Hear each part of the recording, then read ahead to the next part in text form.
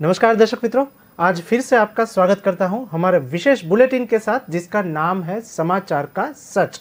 मैं हूं तपस्वी आचार्य और आप देख रहे हैं राष्ट्र प्रथम। इस विशेष बुलेटिन में देश के प्रमुख समाचार का हम थोड़ा बहुत आकलन करेंगे, थोड़ा बहुत एनालिसिस करेंगे। जो न्यूज़पेपर ने आपको जो समाचार दिया हुआ है, आपको जो न्यूज़ पोर्टल ने समाचार दिखाया हुआ है, इसके ऊपर हम लोग थोड़ा बहुत आकलन करेंगे, थोड़ा बहुत एनालिसिस करेंगे और वो दिखाएंगे समाचार का सच। तो सबसे पहले स्टार्ट करते हैं राजस्थान से। राजस्थान की 12 घंटे की सबसे बड़ी जो अभी न्यूज़ चल रही है वो कांग्रेस की घमासान अंदर युद्ध की। डिटेल कुछ ऐसी है कि राजस्थान पत्रिका कुछ ऐसा लिख रहा है कि कांग्रेस में अभी घमासान चल रहा है और राजस्थान में गहलोत समर्थक विधेयकों की बगावत के बाद माना जा रहा है कि कांग्रेस अध्यक्ष ने की रेस से अशोक गहलोत अभी पूरी तरीके से बाहर है। डिटेल कुछ ऐसी है कि वहां पर अभी कांग्रेस राजस्थान में प्रमुख चुनने के लिए अभी जो कड़ी मशक्कत चल रही है उसमें अशोक गहलोत पूरी तरीके से बाहर आ चुके हैं। राजस्थान में गहलोत समर्थक विधायकों की बगावत के बाद माना जा रहा है, यहाँ पर ये जो लिख रहे हैं वो राजस्थान पत्रिका लिख रही है कि माना जा रहा है कि कांग्रेस अध्यक्ष की रेस से अशोक गहलोत पूरी तरीके से बाहर हो गए और उसके साथ ही अशोक गहलोत से वह आकलाकंड वहां पर से वो नाराज है। आलाकमान जो है वो वहां पर नाराज हो गए कांग्रेस के। इस बीच कांग्रेस अध्यक्ष पद की रेस से बाहर हो गए और सूत्रों की जानकारी से एक समाचार आया हुआ है कि वहां पर गहलोत समर्थक विधायकों की बगावत के बाद ऐसा माना जा रहा है कि अभी अशोक गहलोत जो है वो पूरी तरीके से इस रेस से बाहर आ गए। डिटेल कुछ ऐसी है कि इसी बीच दिग्विजय सिंह ने अपनी इच्छा भी व्यक्त की है और कमलनाथ को भी दिल्ली वहां पर बुलाया गया है। अब वहां पर क्या फैसला होता है वो देखना पड़ेगा। लेकिन इनके अलावा मुकुल वाक्सिक का नाम भी सीडब्ल्यूसी से पहले G23 पत्र में अध्यक्ष पद के लिए प्रस्तावित किया गया है। और इसी बीच जो राजस्थान पत्रिका एक डिटेल दे रही है वो मैं यहाँ पर पढ़ रहा हूँ कि मल्लिकार्जुन खड़गे पूर्व अध्यक्ष राहुल गांधी की पसंद है वहाँ पर, और इसी के साथ सुशील कुमार शिंदे पार्टी की अंतरिम अध्यक्ष सोनिया गांधी भी वहाँ पर पसंद है। डिटेल कुछ ऐसी है कि ये कुछ नेता ऐसे हैं जो अब अध्यक्ष पद के चुनाव के लिए मैदान में उतर सकते हैं।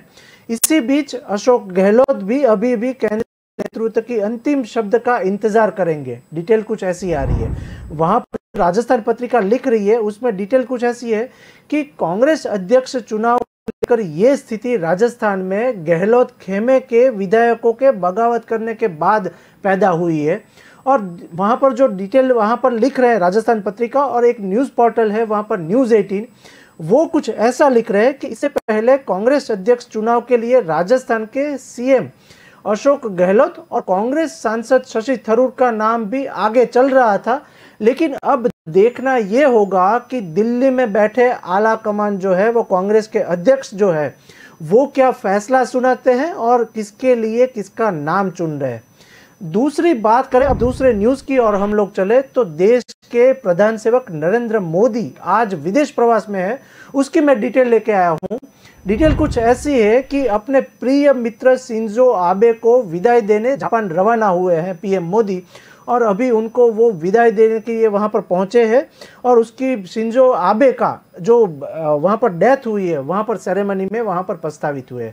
डिटेल कुछ ऐसी है कि आज शिंजो आबे का अंतिम संस्कार वहाँ पर विधि चालू है और वहाँ पर जो प्रधान सेवक नरेंद्र मोदी को जापान के लिए यात्रा पर जो रवाना हुए हैं उसी बीच वो वहाँ के कड़े नेताओं के साथ वहाँ पर वार्तालाप भी करने वाले हैं, जहाँ वे आज पूर्व प्रधानमंत्री शिंजो आबे के राजकीय अंतिम संस्कार में वहाँ पर पहुँचे हुए हैं।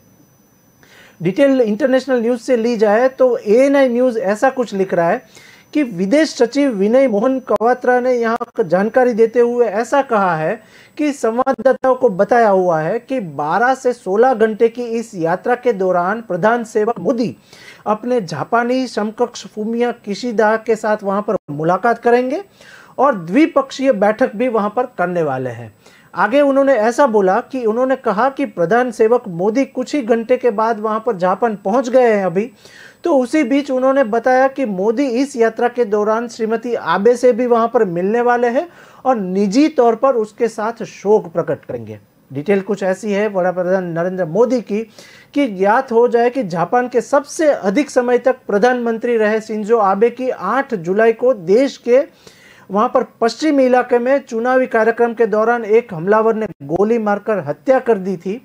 और उसी बीच कवात्रा ने ऐसा बताया कि जापान के प्रधानमंत्री किशिदा ने इस वर्ष मार्च में भारत की यात्रा भी साथ में की थी और प्रधान सेवक मोदी मई में क्वाड की बैठक में हिस्सा लेने के लिए वहां पर गए हुए थे। यहाँ पर एएनआई सूत्रों के मुताबिक ऐसी एक डिटेल दी है कि उन्होंने बताया कि इस वर्ष भारत जापान और राजकीय संबंधों की 70 वर्षगांठ वहां पर मनाई जाएगी। 70 वहां पर वर्षगांठ मनाई जा रही है और इसी बीच ऐसे में दोनों नेताओं को अपना विशेष सामयिक गठजोड़ वहां पर और प्रगाढ़ बनाने के लिए, संबंध प्रगाढ़ बनाने के लिए बातचीत करने का एक अवसर भी वहां पर मिलने वाला है। वहां पर विदेश सचिव ने ऐसी कुछ डिटेल दी है, वो मैं यहां पर पढ़ूं क्योंकि अब तक की ये सबसे बड़े न्यूज माने जाते हैं विदेश के लिए। डिटेल में ऐसी है कि विदेश सचिव ने ऐसा बोला कि भारत और जापान के संबंध लगातार मजबूत हो रहे हैं। इसी बीच दोनों देशों के बीच कारोबार एवं निवेश, रक्षा एवं सुरक्षा, जलवायु परिवर्तन, ऊर्जा, आधारभूत ढांचा, औद्योगिक विकास और उसी के साथ मानव संशोधन के क्षेत्र में करीबी सहयोग भी इंडिया एंड जापान का रहा है। तो अब आगे देखना ये रहेगा कि इस तरीके से क्या वार्तालाप होता है। उन्होंने कहा कि इस यात्रा के दौरान प्रधानमंत्री मोदी और जापान प्रधानमंत्री के बीच संक्षिप्त द्विपक्षीय बैठक होने वाली है। उसी बैठक के साथ कई अहम मुद्दे भी, मसले भी चर्चे होंगे, जिसमें दोनों पक्षों के संबंधित लोग वहां पर मौजूद रहेंगे। और क्वात्रा ने यह भी बताया कि जापान के पूर्व प्रधानमंत्री आबे की राजकीय अंतिम संस्कार में हिस्सा लेने के लिए वहां पर 20 शासनाध्यक्ष सहित 100 देश के वहां पर प्रतिनिधि वहां पर मौजूद है। उनको भी प्रधान सेवक नरेंद्र मोदी आज मिलेंगे। यह पूछे जाने पर क्या प्रधान सेवक मोदी के किशिदा के बीच कुछ बुलेट ट्रेन की परियोजना को लेकर बातचीत होगी, ऐसा क्वेश्चन भी वहां पर पूछा गया। लेकिन इसके साथ बता दे कि ये जो प्रधान सेवक नरेंद्र मोदी गए हुए हैं वो शोक संदेश के लिए वहां पर गए हुए। तो क्वात्रा ने यह बताया कि कहा कि इसी बैठक में दोनों पक्षों की द्विपक्षीय संबंधों और इनकी प्रगति के बारे में वहां पर चर्चा होने वाली है। कुछ अहम ठोस निर्णय भी वहां पर लेने वाले हैं। अब देखना यह होगा कि प्रधान सेवक नरेंद्र मोदी क्या नतीजा लेकर आ रहे हैं, क्योंकि पंजाब के साथ काफी घनिष्ठ संबंध माने जाते हैं प्रधान सेवक नरेंद्र मोदी के। आगे एक तीसरे न्यूज की तरफ रुख करें और बात करनी है झारखंड। तो मैं आपको झारखंड ले चलूं और वहीं पर नई दुनिया ने एक न्यूज का आंकलन किया हुआ है, वो मैं यहां पर डिटेल पढ़ूं तो झारखंड में डायन बताकर 3 महिला समेत 4 लोगों को जबरन पिलाया मैला, एक सबसे बड़ी न्यूज वहां पर झारखंड में वायरल हुई है। जो अब तक की काफी सारी न्यूज जो वायरल हुई है उनमें से एक है। तो ये न्यूज जो मैं पढ़ूं तो नई दुनिया न्यूज़पेपर लिख रहा है कि झारखंड में डायन बताकर 3 महिला समेत 4 को जबरन पिलाया मैला, पिटाई करके गर्म लोहों को शरीर से दाग दिया। और झारखंड में दुमका से सनसनीखेज का मामला ये सामने आया हुआ है। नई दुनिया जो न्यूज़पेपर है वो कुछ ऐसा लिख रही है कि वहां पर सरैया हाट थाना क्षेत्र के असवारी गांव में अंधविश्वास में डायन बताकर 3 महिला समेत 4 लोगों को वहां पर बहुत मार मारा हुआ है। और केवल मारपीट ही नहीं की गई लेकिन बल्कि उन्होंने उनके साथ मल मूत्र पिलाने की एक घटना सामने आई है। डिटेल कुछ ऐसी है, फिर गर्म लोहे के साथ पूरे शरीर में उसको दाग दिया गया है। और जानकारी के अनुसार सैटरडे को असवारी गांव में ऋषि मुर्मू, सोनमुनि टुटू और श्रीलाल मुर्मू को वहां पर और कोला टुटू के गांव को वहां पर 3 लोगों के साथ उन लोगों को डायन बताया गया और डायन का आरोप लगाते हुए उनकी जमकर पिटाई की। क्यों पिटाई की उसके बारे में जो डिटेल दी है, साथ ही सभी लोगों को मलमूत्र बोतल के जरिए उनको जबरन पिलाया गया और इतने में भी उन लोगों का मन नहीं परोसा तो उसी साथ लोहा गर्म करके उनके शरीर पर दाग दिए गए। डिटेल कुछ ऐसी है कि घटना के बाद पीड़ित परिवार इस कदर वहां पर सहमे हुए थे कि किसी ने पुलिस की मदद मांगने और उसकी मदद मांगने की हिम्मत भी नहीं दिखाई। डिटेल कुछ ऐसी है कि रविवार को जब पुलिस को इसकी जानकारी मिली तो प्राधानक्रिकी वहां पर विनय कुमार पुलिस बल को लेकर गांव भेजे और वहां पर गांव में सभी इलाकों में यहाँ पर सामुदायिक स्वास्थ्य केंद्र और सरैया हाट वहां पर उन लोगों को भिजवाया गया और उनकी प्राथमिक तपास भी की गई, जहां से 2 लोगों की गंभीर स्थिति को देखते हुए उन्हें रेफर भी वहां पर दूसरे अस्पताल में किया गया। और उसी के साथ वहां पर पीड़ित परिवार ने बताया कि गांव की ही ज्योति मुर्मू ने वहां पर बैठक करके उनके खिलाफ षड्यंत्र रचा था, जिसके बाद मुनि सोरेन, लखीपुरी मुर्मू और सुनील मुर्मू, उमेश मुर्मू और उसके साथ मंगल मुर्मू सहित कुछ लोगों को वहां पर घटना का अंजाम उन लोगों ने दिया हुआ है और पुलिस अभी तहकीकात कर रही है। पीड़ितों ने यह भी बताया कि उनको अभी डर लग रहा है कि न जाने आगे उनके साथ क्या होगा। अब देखना यह होगा कि वहां पर जो झारखंड प्रशासक है वो कड़े क्या नियम बना रही है और क्या कार्यवाही कर रही है। अब एक बात करते हैं उत्तराखंड की, चौथे न्यूज की तरफ हम लोग चलते हैं। उत्तराखंड में भी एक सबसे बड़ी न्यूज वहां पर वायरल हुई है, वो आज तक न्यूज पोर्टल ने वहां पर वायरल की है, उसी के साथ एक वीडियो भी वायरल हुआ है। वहीं पर सीएम पुष्कर सिंह धामी ने कानून व्यवस्था को लेकर एक हाई लेवल मीटिंग बुलाई है। क्यों बुलाई है? उत्तराखंड की सबसे बड़ी घटना घटी है, उसी के बीच चलते हुए वहां पर सीएम पुष्कर सिंह धामी ने कानून व्यवस्था को लेकर एक हाई लेवल की मीटिंग बुलाई है। बोले कि घटना को गंभीरता से ले लिया गया है और अधिकारियों के साथ उनकी एक हाई लेवल की मीटिंग चल रही है। उसी बीच अंकिता भंडारी की हत्याकांड के बाद मुख्यमंत्री पुष्कर सिंह धामी ने रविवार को शाम और कल एक प्रदेश में कानून व्यवस्था को लेकर एक सबसे बड़ी मीटिंग बुलाई है और वहां पर जाना कि प्रशासक क्या काम कर रही है। अंकिता भंडारी हत्याकांड को लेकर अब सबसे बड़ा निवेदन सामने आया हुआ है। उसी बीच बैठक में मुख्यमंत्री ने अधिकारियों को कानून व्यवस्था से जुड़ी किसी भी घटना को गंभीरता से लेने का एक निर्देश किया हुआ है और उसी के साथ उन्होंने कहा कि कानून व्यवस्था से संबंधित घटना, और चाहे वह राजस्व क्षेत्र की हो या पुलिस क्षेत्र की हो, जो भी कोई सूचना प्राप्त होती है उसे गंभीरता से लेकर उसके समाधान की त्वरित कार्यवाही सुनिश्चित कराई जाए। डिटेल कुछ ऐसी है कि इसी दौरान मुख्यमंत्री ने प्रदेश में वन क्षेत्र या अन्य क्षेत्रों में होटल, रिसोर्ट या धार्मिक कार्यों के लिए हो रहे अतिक्रमण का एक चिन्हीकरण करते हुए उनके वहां पर भी सख्ती बरताने का एक त्वरित निर्णय लिया है और त्वरित कार्यवाही करने के आदेश भी जारी किए हैं। डिटेल कुछ ऐसी है कि साथ ही साथ मुख्यमंत्री ने प्रदेश के मदरसों के सत्यापन और डेमोक्रेटिक चेंज के प्रकरणों में भी सख्ती से कार्यवाही के एक निर्देश दिया हुआ है और कुछ घटनाओं से प्रदेश की छवि धूमिल हुई है। ऐसा बोले वो धामी ऐसा बोले कि कुछ घटनाओं से प्रदेश की छवि धूमिल हुई है और मुख्यमंत्री ने निर्देश दिए कि जनपद स्तर पर भी सभी संबंधित बिंदुओं का कैलेंडर तैयार कर उनकी पाक्षिक या मासिक समीक्षा की जाए और इसका रिपोर्ट जो है वो शासन में उपलब्ध हो, क्योंकि इस प्रकार जो भी है कड़ी कार्यवाही करनी है। इसी प्रकार घटनाओं की पुनरावृत्ति न हो और इस दिशा में सभी अधिकारियों सतर्कता से जिम्मेदारी के साथ कार्य करें, उन्होंने ऐसा दिया। और इसी बीच जो न्यूज पोर्टल ने लिखा हुआ है कि उन्होंने कहा है कि देवभूमि हमारा एक प्रदेश है। न्यूज़पेपर ऐसा कुछ लिख रहे हैं कि देवभूमि हमारा प्रदेश है और यहाँ पर अमन, चैन और शांति हम सबकी जिम्मेदारी है, तो कुछ भी अघटित घटना यहाँ पर नहीं बननी चाहिए। उन्होंने सख्त लहज में वहां पर कह दिया कि अपराधी को कोई भी उसी तरीके से बख्शा न जाएगा और ईमानदारी से कार्य करने वालों को परेशान न किया जाए। डिटेल कुछ ऐसी है कि बाहरी प्रदेश से आने वाले पर कड़ी नजर रखी जाएगी। न्यूज़पेपर ऐसा कुछ लिख रहे हैं कि वहां पर बाहर प्रदेश से कुछ आने वाले लोगों पर कड़ी नजर रखी जाएगी और भविष्य में प्रदेश की जनसंख्या घनत्व के कारण किसी परेशानी का सामना ना करना पड़े। इसी बीच यह भी सुनिश्चित किया जाएगा और आगे कुछ भी घटना बड़ी न घटे, इसके बारे में वहां पर प्राधिकरण किया गया है। अब एक बात करते हैं दूसरे स्टेट की और वहां पर चलते हैं हम लोग मध्य प्रदेश। मध्य प्रदेश से भी एक समाचार हम लोग पढ़ने जैसा है और आपको जानने के लिए यहाँ पर लिख रहा है जो न्यूज़पेपर, वो मैं यहाँ पर पढ़ूँ तो वहां पर जो संदेश न्यूज़पेपर के साथ कुछ मध्य प्रदेश और गुजरात की न्यूज़ आ रही है। तो इसी बीच मध्य प्रदेश में पीएम मोदी वहां पर जाने वाले हैं। पीएम मोदी गुजरात का भी दौरा करने वाले हैं। इसी बीच वहां पर मध्य प्रदेश में पीएम मोदी कब जाने वाले हैं, वो एक न्यूज़ चैनल लिख रहा है कि पीएम मोदी 11 अक्टूबर को महाकाल कॉरिडोर का एक लोकार्पण करने वाले हैं।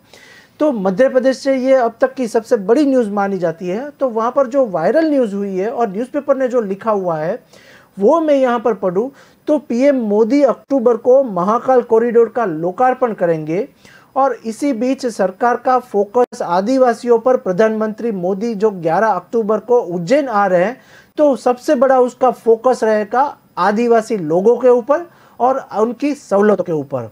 क्या वहां पर प्रशासन कार्य कर रही है वो मैं यहाँ पर आंकलन करूं तो वहां पर यहाँ महाकाल कॉरिडोर का लोकार्पण करने वाले हैं प्रधान सेवक नरेंद्र मोदी और ये एक धार्मिक दौरा माना जाता है, लेकिन बीजेपी ने इसे राजनीतिक रूप से कैश करने की तैयारी पूरी कर ली है। क्योंकि बात यह है कि आए दिन में अभी एक इलेक्शन माहौल बन रहा है और वहां पर जो इलेक्शन के लिए तैयारी की जा रही है तो बीजेपी ने एक पूरी तैयारी कर ली है कि प्रधान सेवक नरेंद्र मोदी वहां पर जाने वाले हैं, तो उसी बीच क्या वो राजनीतिक रूप से कैश करने के लिए तैयारी कर ली है।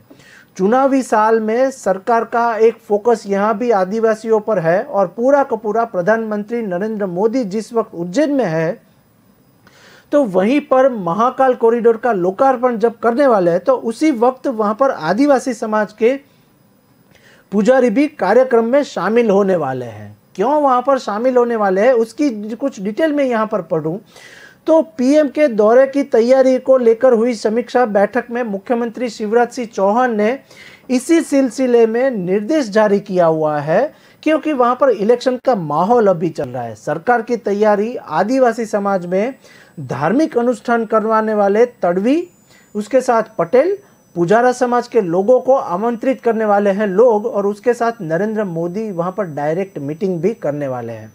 इसके अलावा अन्य प्रमुख पुजारी भी वहां पर लोकार्पण कार्यक्रम में जुड़ने वाले हैं।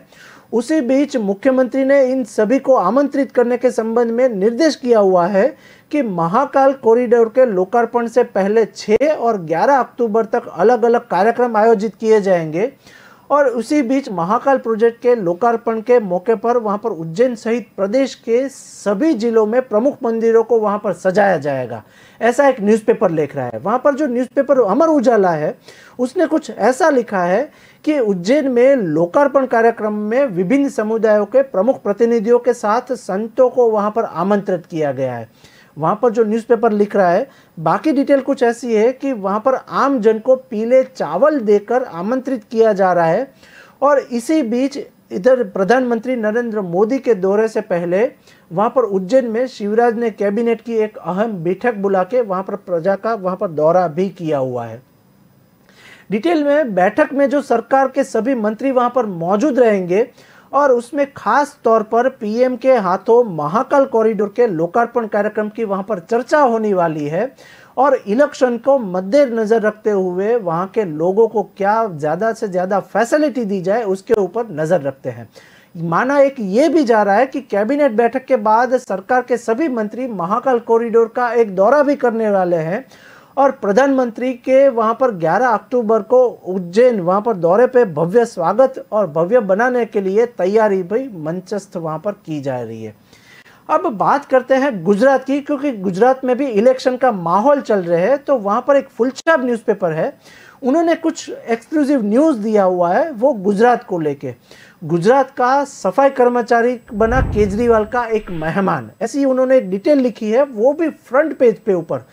क्या है केजरीवाल की न्यूज़ और क्यों उन्होंने फ्रंट पेज पे ये न्यूज़ दिए हुए हैं, इसके बीच हम लोग थोड़ा बहुत आंकलन करें तो गुजरात में आए दिन जो है वो नरेंद्र मोदी हो, अमित शाह हो या अरविंद केजरीवाल हो, आए दिन गुजरात का वो दौरा कर रहे हैं, गुजरात में सफ़र कर रहे हैं, क्योंकि अभी इलेक्शन का माहौल कड़े ज़ोरों से चल रहा है।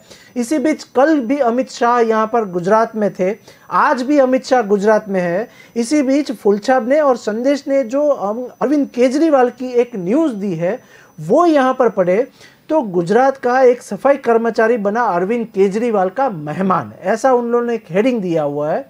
इसी बीच आपके चीफ के सामने लगा वो रोने लग गया और गुजरात के सफाई कर्मचारी वहां पर हर्ष सोलंकी ने अपने परिवार के साथ सोमवार को यानी कल वहां पर दिल्ली के एक सरकारी स्कूल का और उसके एक साथ ही साथ अस्पताल का भी वहां पर दौरा किया। इसी बीच हर्ष और उनका परिवार केजरीवाल से मिलकर काफ़ी प्रसन्न नजर आ रहा था। डिटेल कुछ ऐसी है कि केजरीवाल ने उन्हें वहां पर खाने पे बुलाया था, वहां पर भोजन के लिए बुलाया था और आम आदमी पार्टी के राष्ट्रीय संयोजक और दिल्ली के मुख्य प्रधान सेवक अरविंद केजरीवाल ने सोमवार को सीएम आवास पर लंच के लिए वहां पर उनको बुलाया था। और वहां पर लंच के लिए पहुंचे गुजरात का एक सफाई कर्मचारी, उन्होंने ऐसा कुछ हेडिंग दिया हुआ है न्यूज़पेपरों ने, वहां पर फुलछाप और संदेश ने ऐसी डिटेल डाली है फ्रंट पेज ऊपर और लास्ट पेज ऊपर। उसी बीच वहां पर एक सफाई कर्मचारी हर्ष सोलंकी को वहां पर गले लगाकर उसका स्वागत किया अरविंद केजरीवाल ने। डिटेल कुछ ऐसी है कि उसके परिवार की शानदार मेजबानी की और उसी बीच इस मुलाकात के दौरान सोलंकी ने केजरीवाल को भीमराव अंबेडकर की एक तस्वीर भी भेंट दी। जानकारी के अनुसार गुजरात के सफाई कर्मचारी हर्ष सोलंकी ने अपने परिवार के साथ दिल्ली के एक सरकारी स्कूल और अस्पताल में भी दौरा किया और अस्पताल की जांच भी की है। डिटेल कुछ ऐसी आई है कि मुलाकात के दौरान हर्ष थोड़ा भावुक भी वहां पर हो गया था और उनकी आंख भर आई थी। और बता दें कि अहमदाबाद में रविवार को आम आदमी पार्टी द्वारा सफाई कर्मचारियों के साथ आयोजित एक टाउन हॉल कार्यक्रम वहां पर रखा गया था।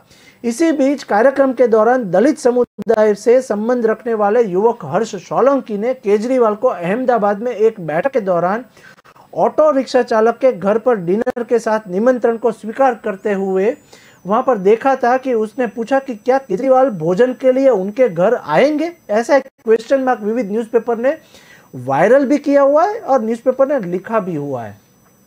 इस पर केजरीवाल क्या बोल रहे थे और क्या आमंत्रण दिया वो डिटेल हम लोग यहाँ पर पढ़े तो इस पर केजरीवाल ने सोलंकी से कहा कि वह अहमदाबाद के अगले दौरे पर भोजन के लिए उनके घर आएंगे। डिटेल कुछ ऐसी है, आपको बता दें कि दिल्ली के सीएम ने उसका भोजन का आमंत्रण स्वीकार कर लिया और इसी बीच साथ ही उन्होंने सोलंकी और उनके परिवार को दिल्ली में उनके आवास पर भोजन के लिए आमंत्रित भी कर लिया। केजरीवाल ने उनसे पूछा कि मैंने देखा है कि हर नेता दिखावे के लिए भोजन करने किसी दलित के घर जाते हैं और आज तक किसी नेता ने दलित को भोजन के लिए अपने घर पर नहीं बुलाया हुआ है। अरविंद केजरीवाल कुछ ऐसा बोले कि सब नेता लोग तो वहां पर उनके घर पे चले जाते हैं, लेकिन क्या कौन से नेता ने दलित को इसके घर पे बुलाया, ऐसा कुछ है। तो इसी बीच सोलंकी ने तुरंत उनका प्रस्ताव मंजूर कर लिया था और केजरीवाल द्वारा सोलंकी के परिवार के बारे में पूछे जाने पर उसने कहा कि वह अपने भाई बहन और माता पिता के साथ रहता है, जिसके बाद केजरीवाल ने कहा कि वह पांचों लोग दिल्ली आने के लिए विमान की टिकट भेजेंगे और वहां पर विमान की टिकट भेजकर उन्हें वहां पर आमंत्रित किया। अब एक न्यूज़ ऐसी आई है उसी के साथ कि उन्होंने कहा कि आप और मेरा आपका परिवार दिल्ली के मुख्यमंत्री के आवास पर सोमवार को एक साथ भोजन करेंगे। इसी बीच उन लोगों के साथ भोजन किया और कई जगहों पे मुलाकात भी की। अगली बार जब भी मैं अहमदाबाद आऊंगा तो आपके घर जरूर आऊंगा, ऐसा अरविंद केजरीवाल ने कमिटमेंट भी किया। इस मौके पर पंजाब के मुख्यमंत्री भगवंत मान ने कहा कि सोलंकी तथा उनके परिवार को राष्ट्रीय राजधानी के दौरे पर पंजाब भवन में भी ठहराया जाएगा। तो इसी बीच भगवंत मान ने भी कुछ डिटेल दी है। तो इसी तरीके से मुख्यमंत्री अरविंद केजरीवाल ने रविवार को कहा था कि सोमवार में सोलंकी जी के अपने दिल्ली स्थित आवास पे मेजबानी करूंगा और उनके साथ खाना खाऊंगा और उसने ये कमिटमेंट पूरा भी किया। तो इस तरीके से ये पूरी की पूरी न्यूज़ वायरल हो रही है। अब देखना ये होगा कि ये अरविंद केजरीवाल का स्टंट है, ड्रामा है या क्या है। लेकिन इसी बीच जो गुजरात में चुनावी माहौल चल रहा है तो उसके ऊपर क्या रेवड़ी भी माने जाते हैं लोग कि उसके साथ क्या स्टेटमेंट दे जाते हैं, उसके ऊपर हम लोग कड़ी नज़र रखेंगे। इसी बीच उत्तर प्रदेश की एक बात करनी है। उत्तर प्रदेश के भी एक न्यूज़ जो है वो सबसे बड़े माने जाते हैं। वहाँ पर वाराणसी की एक न्यूज़ सामने आई है, वो मैं यहाँ पर डिटेल पढ़ूँ तो वहाँ पर पंजाब केसरी ने एक डिटेल दी है कि वाराणसी से गिरफ्तार पीएफआई सदस्यों की 55 घंटे तक पुलिस की रिमांड हुई है और रिमांड मंजूर भी हुई थी। इसी बीच अधिकता की साथ दे सकेंगे, इस तरीके की एक डिटेल आई है पीएफआई के कार्यविष्ट के द्वारा। वाराणसी में गिरफ्तार पीएफआई सदस्यों मोहम्मद शाहिद और रिजवान अहमद की पुलिस कस्टडी की रिमांड मंजूर कर ली गई थी। और इसी बीच अदालत ने सोमवार और मंगलवार सुबह को वहां पर 55 घंटे के लिए पुलिस कस्टडी पर देने का एक आदेश भी किया गया था, क्योंकि उन लोगों के पास काफ़ी सारी जानकारी भी प्राप्त करनी ज़रूरी होगी। डिटेल कुछ ऐसी है कि वाराणसी में गिरफ्तार पीएफआई सदस्यों मोहम्मद शाहिद और रिजवान अहमद की पुलिस कस्टडी रिमांड मंजूर कर ली गई है। इसी बीच अपर सिविल जज जूनियर डिवीजन के अष्टम सौम्या, नाम उनका अष्टम सौम्या है, और उनकी अदालत में सोमवार को 55 घंटे के लिए पुलिस कस्टडी रिमांड पर देने का एक आदेश दिया गया, क्योंकि उन लोगों के पास से काफ़ी सारी खुफियाना इंफॉर्मेशन भी मिल सकती है, ऐसा दावा किया जा रहा है। जो न्यूज़ पेपर जो डिटेल लिख रही है उसमें कुछ ऐसा है कि अधिकता के साथ रहने की छूट भी दी गई है, और हालांकि अधिकता के किसी प्रकार का व्यवस्था नहीं होगी और 20 मीटर की दूरी बनाकर वो लोग साथ में रहेंगे। और एटीएस की टीम के दोनों आरोपियों को 2 दिन पहले गिरफ्तार कर लिया था और जेल में भेज दिया है। उसी दिन पुलिस ने कस्टडी रिमांड पर देने की गुहार भी लगाई थी। इस तरीके का न्यूज़पेपर डिटेल दे रहे हैं। और इस पर कोर्ट ने सोमवार को आरोपियों को वहां पर तलब करते हुए अर्जी पर सुनवाई की थी कि 26 सितंबर की तिथि नियत की थी, और दोनों आरोपियों को कड़ी से कड़ी सुरक्षा में वहां पर कड़ी से कड़ी उनको सुरक्षा के बीच जेल में ले जाकर वहां पर पेश कर दिया। अब देखना यह होगा कि प्रशासक इसके ऊपर क्या कड़ी कार्यवाही करता है। और इसी बीच कोर्ट में कस्टडी रिमांड अर्जी का एक विरोध करते हुए आरोपी के अधिकतम मोहम्मदीन उर्फ राखी खान ने प्रेम शकाश व उसके राजेश यादव के दलील दी, और वहां पर आरोपी को पुलिस ने गैरकानूनी तरीके से 22 सितंबर की भोर पर वहां पर पौने में 4 बजे से घर से हिरासत में ले लिया उन लोगों को, और लगभग 60 घंटे तक पुलिस हिरासत में रखा गया। अब इसके साथ गिरफ्तार करने का कारण आधार भी नहीं बताया हुआ है, और पुलिस रिमांड देने पर आरोपियों का एक पुलिस हिरासत में प्रभावित किया गया। और ऐसे में आरोपियों का पुलिस कस्टडी रिमांड दिए जाने पर न्याय संगत नहीं हो रहा है, ऐसी डिटेल भी सामने आई हुई है। अब देखना यह होगा कि वहां पर जो पीएफआई के द्वारा जो अलग अलग कार्यवाही होती है उसी बीच क्या कार्यवाही होती है और प्रशासक उसके ऊपर क्या कार्यक्रम करते हैं। तो दर्शक मित्रों, ये था मित्रों हमारा समाचार का सच। दर्शक मित्रों, ऐसे ही कुछ प्रमुख न्यूज़ के साथ हम लोग फिर से मिलेंगे समाचार का सच के साथ। नमस्कार।